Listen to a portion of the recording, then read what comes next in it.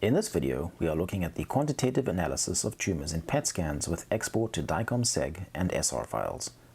We are using the suite of publicly available tools developed at the University of Iowa in combination with the DICOM Quantitative Reporting extension for 3D Slicer, a multi-platform, free and open-source software package for visualization and medical image computing.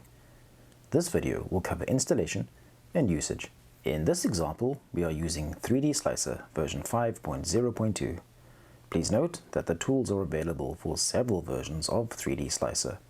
Please use the extension manager to check for availability for the version of 3D Slicer you would like to use.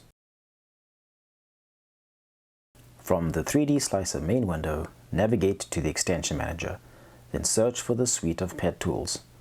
We will install the PET DICOM extension to enable loading PET scans with standardized uptake values, the PET tumor segmentation tool, which allows segmenting lesions in PET scans with minimal user interaction, and the PET indice extension for deriving quantitative indices specific to PET analysis. In addition, we'll install the DICOM Quantitative Reporting extension, which supports procuring segmentations with derived measurements and allows export to DICOM-SEG and SR files. After installation of these extensions, restart 3D Slicer. Begin by loading the PET scan you wish to analyze from the DICOM database. In order to load the dataset as an SUV normalized volume, make sure that you select the DICOM PET SUV plugin. Once the dataset is loaded, select the Quantitative Reporting module under the Quantification flyout menu.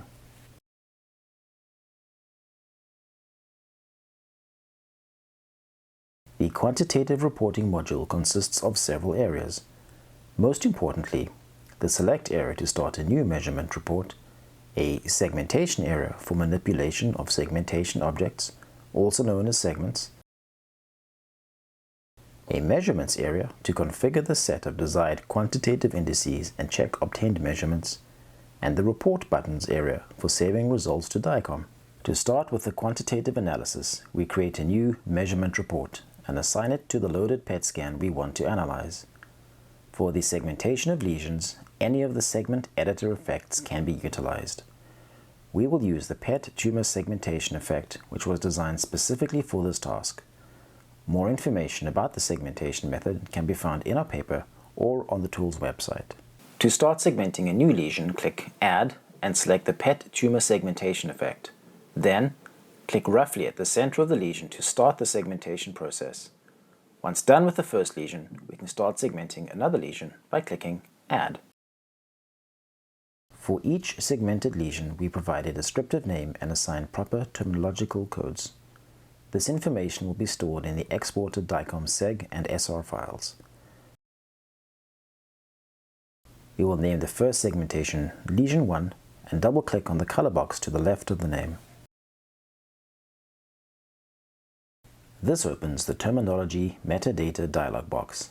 We can assign segmentation category and type and anatomic code. By default, Slicer shows an extensive list of terminology codes.